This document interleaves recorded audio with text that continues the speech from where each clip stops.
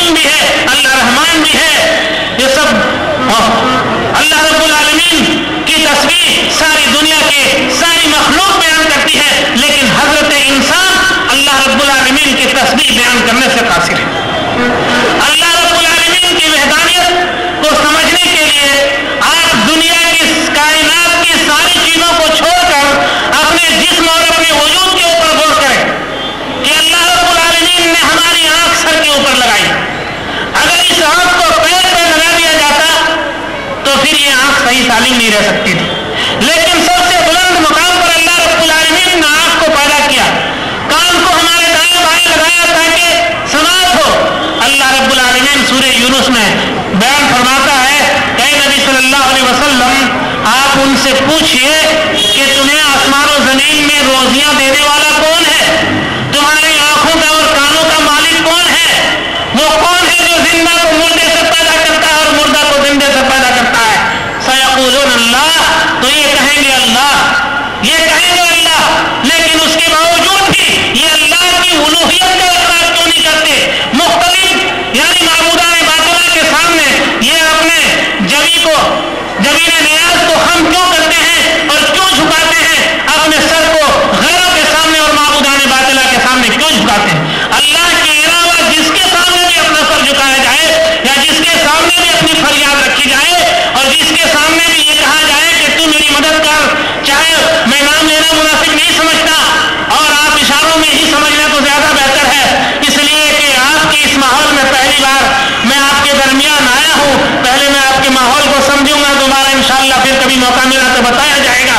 آپ یہ فیصلہ کر سکتے ہیں کہ جہاں بھی آپ اپنے سر کو جھکائیں گے اللہ کے علاوہ یعنی مسجدوں کے علاوہ تو اسے شرک کہا جاتا ہے. اور شرک کے بارے میں اللہ رب العالمین نے کیا فرمایا؟ ان الشرک لظلم عظیم ان اللہ لا یغفر. اللہ رب العالمین شرک کو معاف نہیں کرے گا اور اس کے علاوہ جتنے گناہ ہوں گے سب کو معاف کر دے گا. بعض مولوی شرک کی تعریف کو کرتے ہوئے میں نے سنا ہے کہ کوئی شخص زنا نہ کرے، زنا شرک ہے. کوئی شخص چوری نہ کرے، چوری شرک ہے. میں نے اپنے کانوں سے عالموں سے سنا ہے کہ یہ زنا شرک ہے اور چوری شرک ہے.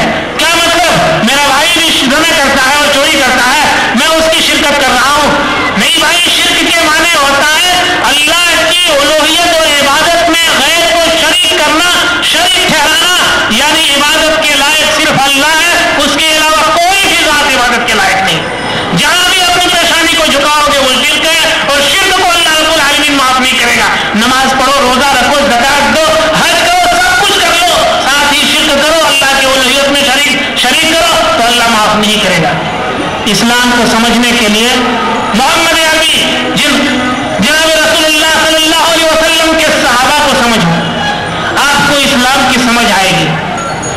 آج ہمارا یہ ماحول بنا ہوا ہے، یہی ماحول زمانے جاہلیت کا تھا، مگر ان کے پاس کتاب نہیں تھی، ان کے پاس قرآن نہیں تھا، ان کے پاس احادیث نہیں تھے، اس لیے انہیں سمجھنے میں دشواری اور پریشانی ہو رہی تھی.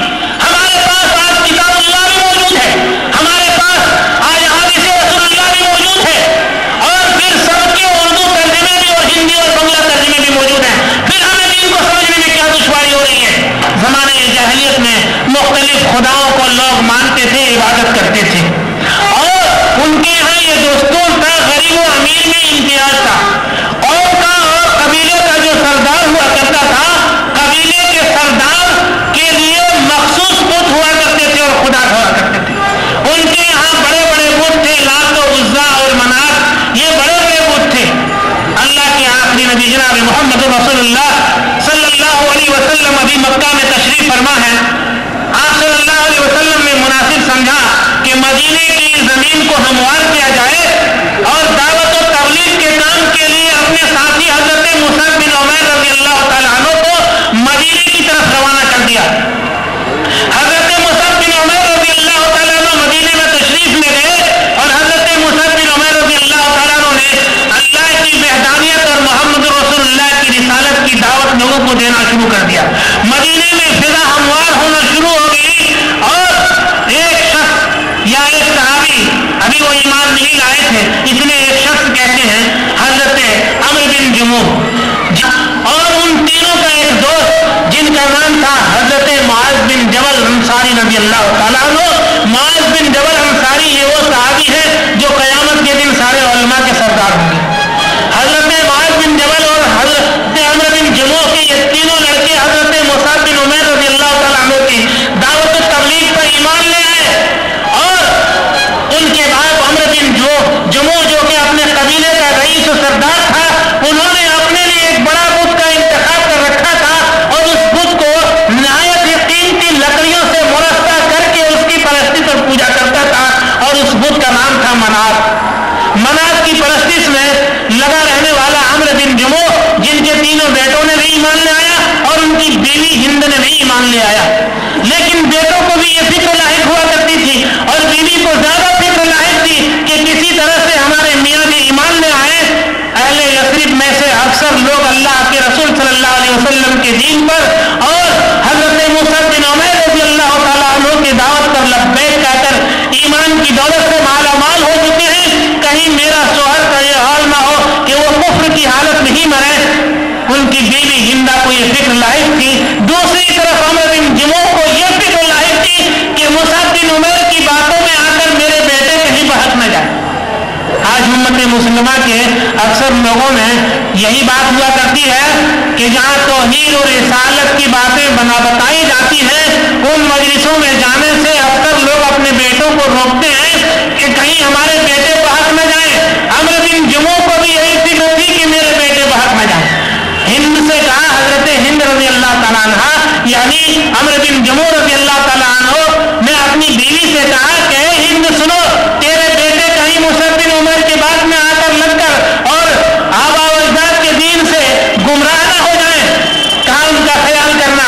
ان کی بیوی نے کہا کہ میرے سرتاج میں تو آپ کا حکم بسر و چشم نبھانے کے لیے تیار ہوں لیکن میری بھی ایک بات آپ سن لیجئے. کہا کیا؟ کہا کہ آپ کا بڑا بیٹا معاذ حضرت مصعب بن عمیر رضی اللہ تعالیٰ عنہ کے حوالے سے کچھ باتیں بیان کرتا ہے. اسے آپ بلا کر سن لیجئے شاید آپ کو پسند آ جائے. کہا کہ بلاؤ تو پھر اب میرے بیٹے کو وہ کیا باتیں کہتا ہے. کہنے لگا عمرو بن جموح کیا مصعب بن عمیر کا جادو میرے پہ دوہرائی جائیں کہ کون سی باتیں دوہراتا ہے. حضرت معاذ رضی اللہ تعالیٰ عنہ اپنے والد محترم عمرو بن جموح رضی اللہ تعالیٰ عنہ کے پاس تشریف لائے اور کہا کہ بیٹے بتاؤ کہ مصعب بن عمیر نے مجھے کس قدر گمراہ کیا ہے کون سی بات بتاتے ہو. یا کہ نستعین اهدنا الصراط المستقیم صراط الذین انعمت علیہم غیر المغضوب علیہم ولا الضالین آمین.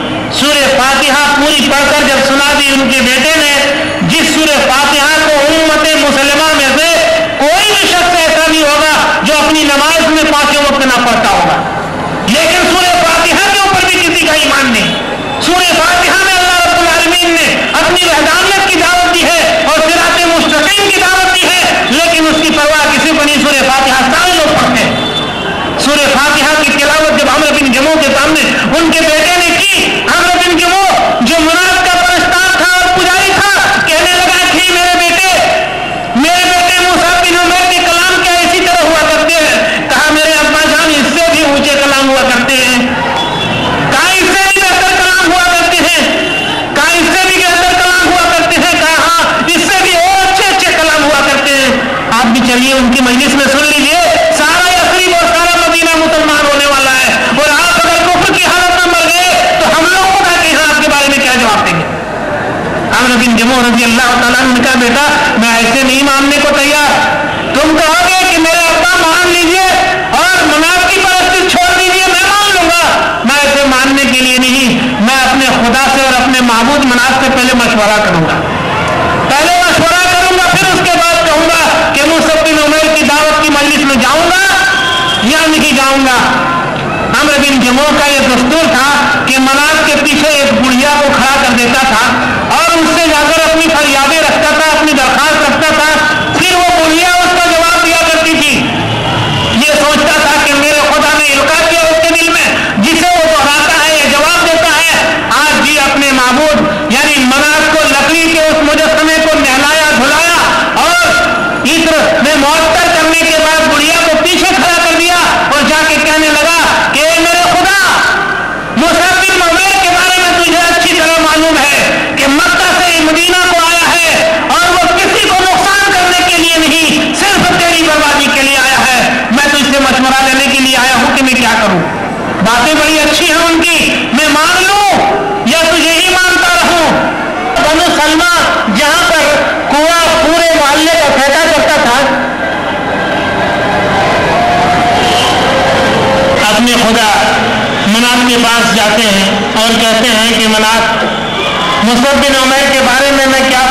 کروں. لیکن جب ان کے لڑکے بنو سلمہ کے لوگ جہاں پہ کوڑا پھینکتے تھے اس جگہ پر ان کے خدا کو پھینک کے چلے آتے ہیں. صبح اٹھتے ہیں, اٹھنے کے بعد جب ان سے دعائیں برکت کرنے کے لیے جاتے ہیں, برکت کی دعا کے لیے جاتے ہیں, تو دیکھتے ہیں کہ ہمارا خدا ہی غائب ہے. خدا ہی غائب ہے. بے تلاش کے بعد ان کو اپنا خدا وہاں ملتا ہے جہاں بنو سلمہ کے لوگ کوڑے پھینک رہے تھے. جب اس حالت میں دیکھتے ہیں تو کہتے ہیں کہ اگر مجھے معلوم ہو جاتا اے میرے خدا منات کہ کس نے تیرے ساتھ یہ حاصل کیا تو ہم ضرور اس سے بدلا لیتے ہیں. پھر نہلا دھلا کے ان کو لاتے ہیں. دوسری رات بھی ایسی طرح رکھتے ہیں, ان کے سامنے کھڑے ہو کر اسی طرح وہ فریاد کرتے ہیں. پھر جواب نہیں دیتے. پھر اس کے بعد وہ سو جاتے ہیں, نیند کی حالت میں ہوتے ہیں. دوسری رات بھی اسی طرح اس کو پھینک دیا جاتا ہے. تیسری رات بھی ان کو اسی طرح پھینکا جاتا ہے. لیکن تیسری رات حضرت عمرو بن جموح رضی اللہ تعالیٰ عنہ نے کہا کہ آج میں اپنے خدا کی گردن میں تلوار لٹکاؤں گا. جس طرح سے حضرت ابراہیم علیہ السلام نے بڑے بت کی گردن میں تلوار لٹکا دی تھی, عمرو بن جموح نے کہا کہ آج اپنے خدا کی گردن میں تلوار لٹکا دوں گا. اور اے میرے منات خدا, جو بھی میرے ساتھ ایسا کرتا ہے اپنی دفاع تو خود سے کر لینا, میں تیری حفاظت نہیں کر سکتا. چنانچہ ان کے بیٹوں نے ایسا کیا کہ لکڑی کے اس بت کو بھی اور تلوار کو بھی اٹھا کر لے گئے اور ان کی گردن میں رسی کا پھندا لگایا اور ایک مرا ہوا کتا کو ڈھونڈ لایا اور مرے ہوئے کتے کو اس کی گردن سے لگا کر اور اس کے کوڑا دان میں لے جا کر پھینک دیا. یہ حشر اور یہ نتیجہ جب اپنے خدا کے ساتھ دیکھا, عمرو بن جموح رضی اللہ تعالیٰ عنہ پکار اٹھتے ہیں کہ تو خدا نہیں ہو سکتا کہ جس کے ساتھ کتا اور تو ایک ساتھ بندھا ہو اور تو اپنی دفاع نہیں کر سکتا. جس کے اندر دفاع کی قوت نہیں وہ خدا نہیں ہو سکتا. میرے عزیز دینی بھائی اور ساتھیوں, قرآن بھی آپ کے سامنے ہے, احادیث رسول بھی آپ کے سامنے ہے, ساری باتیں آپ کے سامنے ہیں. پھر بھی آپ کے ذہن, آپ کے عقیدے مردہ کیوں ہیں؟ آپ کیوں نہیں جانچتے, کیوں نہیں تحقیق کرتے, کیوں نہیں پرکھتے کہ آخر خدا کون ہے, الہ کون ہے اور معبود کون ہے؟ فوراً کہا اپنی زبان سے اشہد ان لا الہ الا اللہ و اشہد ان محمدا عبدہ و رسولہ. پھر اس کے بعد ان کے بیٹے معاذ خلاد اور حضرت معاذ بن جبل رضی اللہ تعالیٰ عنہ غزوہ احد قائم ہوئی, وقوع پذیر ہوا. ایسے موقع پر ان کے بیٹے جب جنگ کی تیاری میں مصروف ہو گئے, باپ نے کہا بیٹا ہم بھی جنگ میں شریک ہوں گے. کہا ابا جان آپ کو اللہ رب العالمین نے اس فرضیت سے سبکدوش فرما دیا ہے. آپ ایک پاؤں کے لنگڑے ہیں اور لنگڑے کے اوپر جہاد فرض نہیں, آپ جہاد میں مت شریک ہوئیے. کہا کہ قسم خدا کی میں لڑواتے ہوئے جنت میں داخل ہونا چاہتا ہوں یا رسول اللہ صلی اللہ علیہ وسلم, اور میرے بیٹے اللہ کی راہ میں جہاد سے مجھے روکتے ہیں اور مجھے شہادت سے روکتے ہیں. اللہ کے رسول صلی اللہ علیہ وسلم نے فرمایا کہ میرے صحابیوں, اے معاذ و معاوض خلاد اور معاذ بن جبل, سنو, عمرو بن جموح کو بھی احد میں شریک ہونے دو اور انہیں بھی جنگ میں شامل ہونے دو. چنانچہ جس طرح سے ان کے بیٹے مجاہدانہ وار حملے پر حملے کیے جا رہے تھے, عمرو بن جموح رضی اللہ تعالیٰ عنہ بھی اسلام لانے کے بعد ایک ہی پاؤں میں دوڑتے ہوئے اور تڑپتے ہوئے دشمنوں پر حملے کرتے جا رہے ہیں. اور یہ سب کے اور ان کی شہادت ہوئی جنگ غزوہ احد میں. اللہ کے رسول صلی اللہ علیہ وسلم نے شہداء احد کو اسی طرح سے دفن کیا گیا, دفن کرنے کا حکم دیا اور فرمایا کہ قیامت کے دن ان کی یہ خون اور ان کی نشانیاں شہادت کی گواہی دیں گی, اس لیے انہیں اسی طرح رہنے دو. اور ان کے جسموں سے کستوری رنگ کا خون, ان کے جسموں سے جو خون نکلے گا اس میں خوشبو کستوری کا ہوگا. اللہ رب العالمین نے ان کی اس ادا کو پسند فرمائی, رضی اللہ عنہم ورضوا عنہ, اللہ ان سے راضی ہو گئے اور وہ اللہ سے راضی ہو گئے. میرے عزیز دینی بھائیوں اور ساتھیوں, اسی توحید کی دعوت دینے کے لیے آپ کے درمیان آج تفسیہ کے میدان میں اس پروگرام کا انعقاد کیا گیا ہے. پہلی نشست کا اختتام ہوتا ہے اور پھر دوسری نشست انشاءاللہ تعالی نماز سے فراغت کے بعد غالباً فوراً شروع ہو جائے گی.